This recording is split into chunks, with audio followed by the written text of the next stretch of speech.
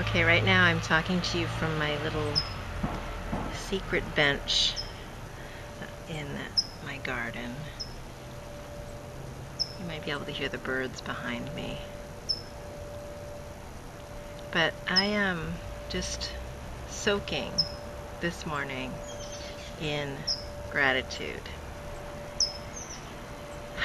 It's July 5th, and last night I experienced just the purest feeling of bliss. I could not wipe the smile off my face, and it was inexplicable. Even though I'm going to try to explain it right now. It was just this overall sensation of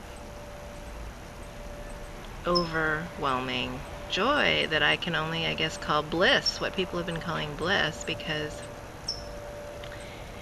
I just felt so alive in my body, so strong, so clear, and so open. And I don't know what it was because of. I can say that I had started the day on the beach off of Highway 1, and it was the weather was cloudy at the beach. It was pretty warm, but no real direct sun. The waves were just gigantic and amazing, and the colors and the sounds were just like a bath. And then I hiked 4 miles to the top of North Peak, which is about a 2,000-foot elevation gain. And one was the experience. It's the 4th time that I've done that hike, and I did it with a pack weighing probably, I would say, 30 pounds, 20 to 30 pounds. And so it was a big jump in terms of the weight that I was carrying, but my body carried me. My breath and my body carried me. And it felt so good to get to the top and then to sit and watch the sun reveal itself. We got actually above the cloud line, and it was perfectly clear. The sun was so bright, and I don't know whether it was reflection of the clouds, but it was just that kind of Bay Area clarity of sun that I've never seen anywhere else in terms of the details on the mountainsides and the shadows. So we watched the sunset from this peak, and we had our chairs, which I had carried on my pack, so it was luxurious. We had a little propane flame and container, so we got to cook up some rice and sausage and have our yummies. So that was fun. But I think the amazing part was, well, it was all amazing. Everything I've said to you is absolutely amazing. But what struck me is that we're watching the fireworks all around us. And then we see the sunset and the colors of the sky, lavender and pink and purple, deep purple. And the sun is setting, and there's all these fireworks, and we're seeing it all, and it's just, the stars come out. And everything about it is absolutely amazing. There's no explanation or logic to even refer to. It's just the mystery and magic of the world as it is. And to see it from that vantage point, and to have been on the beach where it was not evident that any of this was possible, is such a just an amazing experience for my whole body and mind. And that's when I said at the top that it's not ideas that change your life, it's experiences. And that experiences may start from an idea, but you have to experience it as an action and as a sensory experience in your whole body.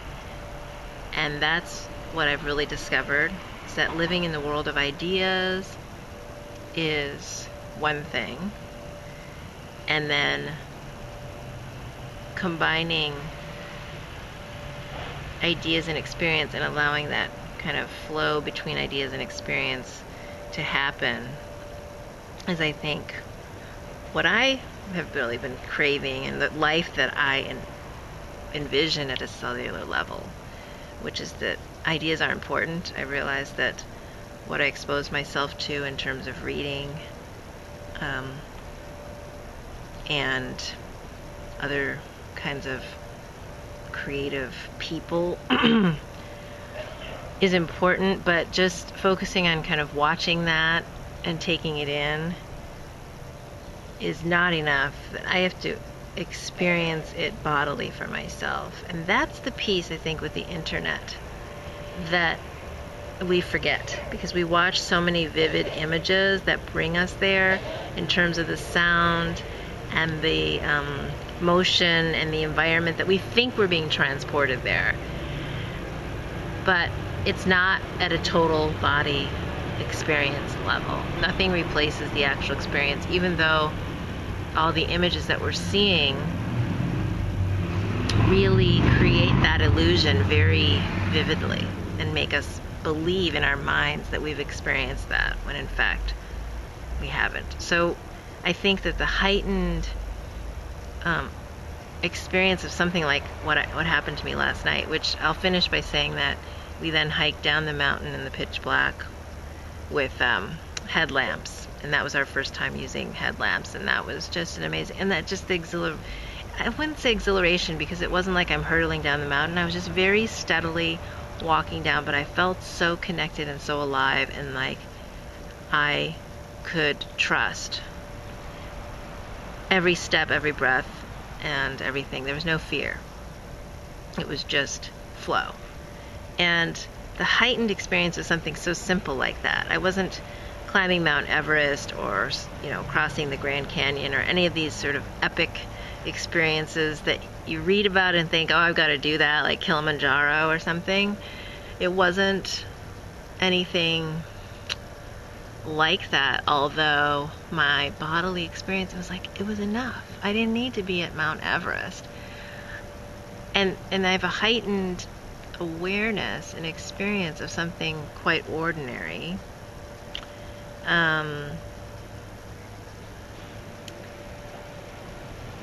I think because I have been orienting my mind toward appreciation and really looking for things to appreciate, the tiny things, looking for ways to be in gratitude.